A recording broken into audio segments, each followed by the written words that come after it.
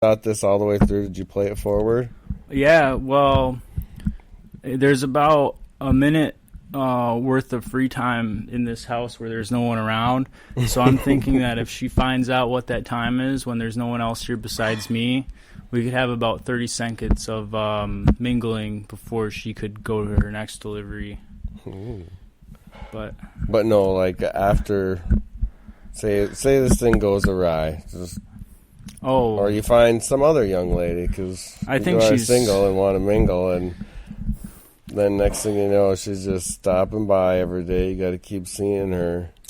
That's okay with me. I mean, there's about a 20-year difference in age, so maybe 30 years. So sometimes she's going to How old is she? Relatively? I didn't. You're not supposed to ask that, and I haven't found her on Facebook yet. Give us your best guess. Be honest. Don't be all like nice about it. Just be straight up. Well, gentlemen don't ask and women don't tell. So no, this is just your. Oh my! What if she hears this? She's 17, bro. I don't think so. That's but you're basically getting that unlikely. she's in her late 40s, early 50s. Yeah, that's being generous.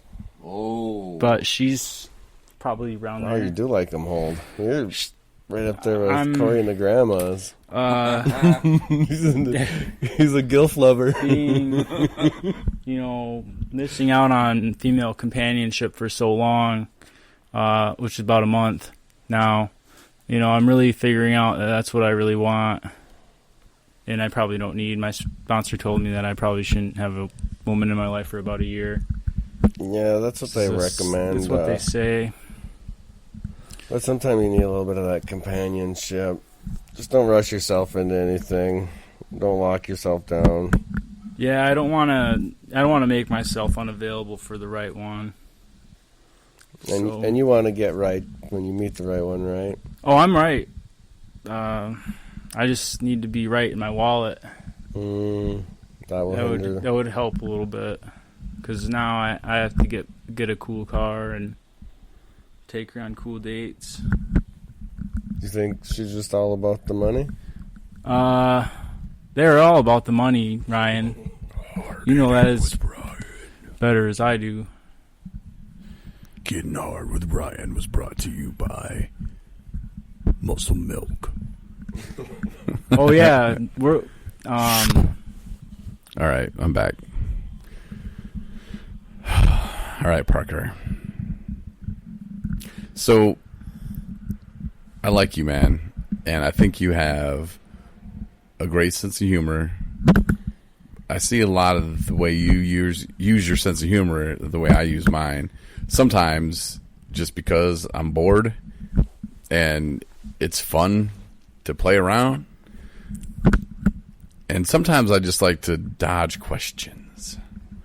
If you think about it sometimes, is that kind of what probably you do to hide? No, not really. And generally speaking, I only use humor when I'm dealing with my family to that extent, because they're pretty straightforward and cutthroat. I'm either wrong or I'm right, and I have to admit if I'm wrong, which most of the time I'm wrong.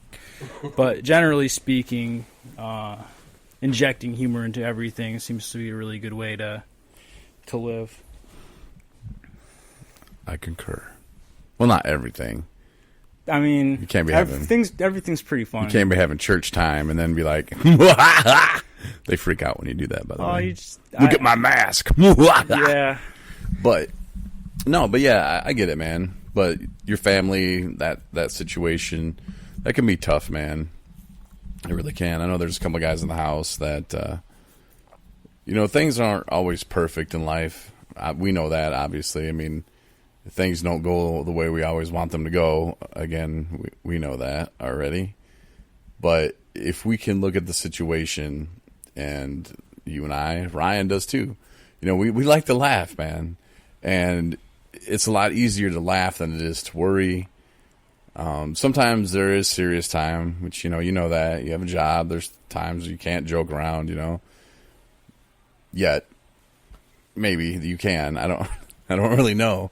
What do you do again? You're a comedian. Oh yeah. So I mean, that Famous would be comedian, yeah. kind of hard to not make jokes up there, but no.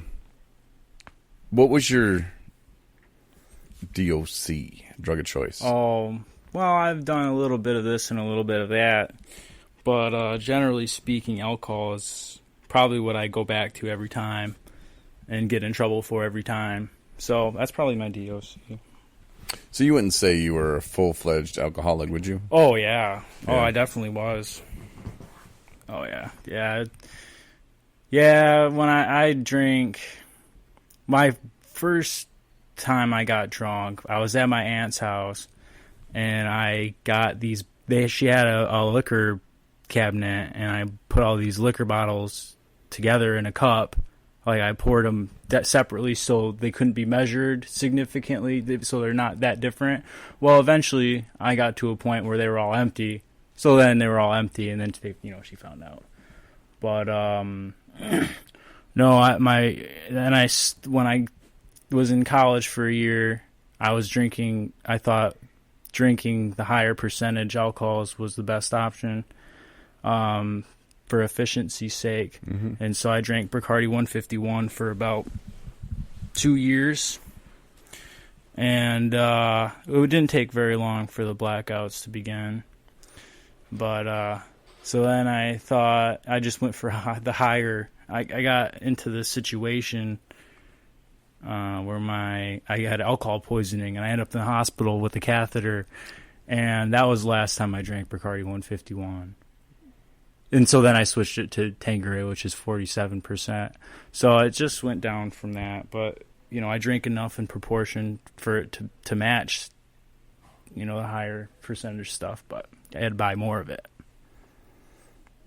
And did your friends say, "Hey, Parker, I think you got a problem," or were they just like, Well, they were all doing dabs and getting trashed anyways. Right. I wasn't the bad guy for taking extra shots or drinking extra shit or blacking out or not remembering what happened that night or throwing up all over the place or getting into arguments or...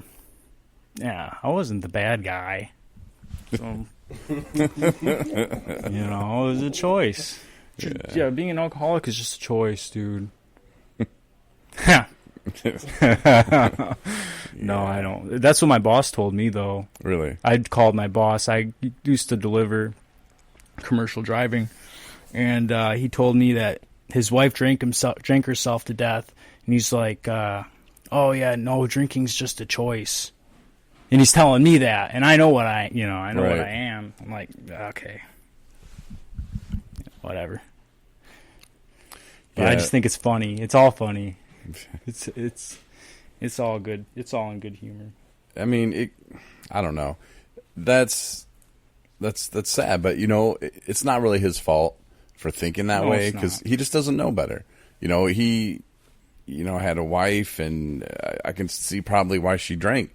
I mean, no, seriously, but that's the real of it. When people are in situations they don't want to be in, we turn to what was fun once and what makes us relax and escape and get the efforts. You get the case of the efforts and whatever.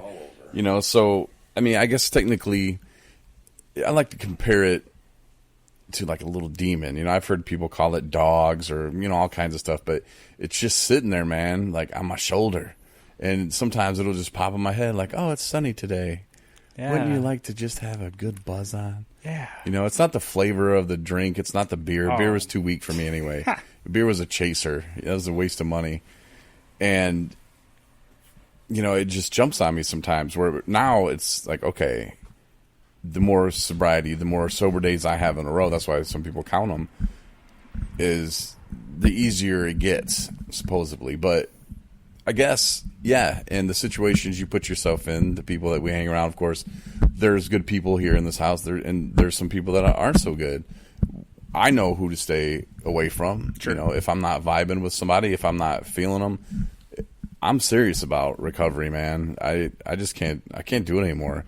And that's why I'm doing something about it. Ryan's doing something about it. And I was I was shocked when you wanted to come on the podcast today, and you came all the way over here to do that. That's right. You know, and I even sent you on a mission. I was like, all right, if you want to be on it, you got to go, cross the road naked. Willing to go to any lengths. Yeah, you did it. So YouTube will be out there later. But people, you're lucky Antonio Brown's YouTube videos out there, and Oh, that's the famous singer, right? football player. Yeah, you're right. Yeah, But yeah, otherwise, you'd probably be number one out there. Naked guy across the street in Boyne City, Michigan. Well, it wouldn't be without you guys in the podcast to have this platform for me to get the voice out there. Get my side of the coin out there. So I appreciate you guys having me on here. Yeah. And Ryan, I think, might have an opportunity for you. Oh, because see, wonderful. The other day, Ryan came up to, let's just call it my work, my fun time land, and we watched the Packers-Bears game. And well, on his way up there, there's like a code to get in and all this stuff. And I was like, "Boom, here's the code." And he's like, "Boom, you didn't tell me to hit that in front of that." And yes, I did. Well, actually, at that time, I didn't know. I was like, I'm pretty sure I would have sent. I know the code. I would have given it to you. He's like, no, you didn't send it to me right, because I could see him on the camera. I was like, why didn't you just push in the code and open the gate? Yeah. Anyway, so we bet. How much? Well, we don't bet money. Oh, that's right. Yep. No. Because that just builds.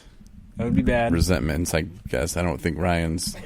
I think you'd rather just give me $10, but yeah. No, we bet that he has to hold up a sign somewhere. I think in Petoskey's where we decided, but I mean, the place doesn't really matter. It's just the fact that I have to make the sign, and I think Ryan would let you do that for him. Oh, wow. I'll let Ryan talk now. We got a shortage of microphones here. That's why we keep passing it back.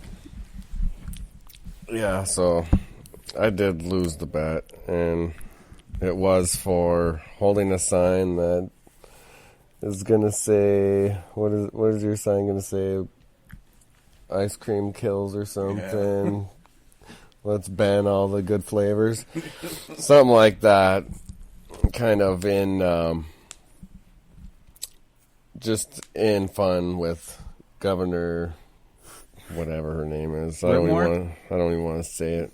We had this thing. It came up a long time ago. So anyways, got to hold this sign out on the street till you get 10 honks or an hour goes by, whichever comes first. You can do whatever you got to do to get the honks. To get yourself in and out, but if you're willing to do that, and if you are willing to do that, we will let you host your own show. Oh man, what an honor! Jeez, I'm gonna have to sleep on this one. What color sign is it gonna be?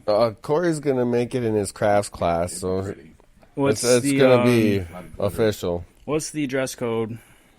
There is no dress code. I mean, no, I can wear whatever I want. Yeah. Okay. You just gotta hold that sign, wave it at people going by, and you're really looking for honks, so you can get out of there, unless you want to hang out. But I was set at the cap, so yeah, it's not really a big deal. You definitely lost the bet, Ryan. I don't know what to say. I know. The way that I lost it was there was like the keypad and there's like partial instructions there. Corey had no instructions on the thing. I just said he just sent some numbers with. He didn't say hit this little whatever first, so I didn't. Yeah. It just looked like he had a little typo error in front of it, so either way. And I couldn't read it. I was on my motorcycle. I just rammed the gates and I got in. So that's awesome. Right. That's a really good thing. So are you interested? Not really.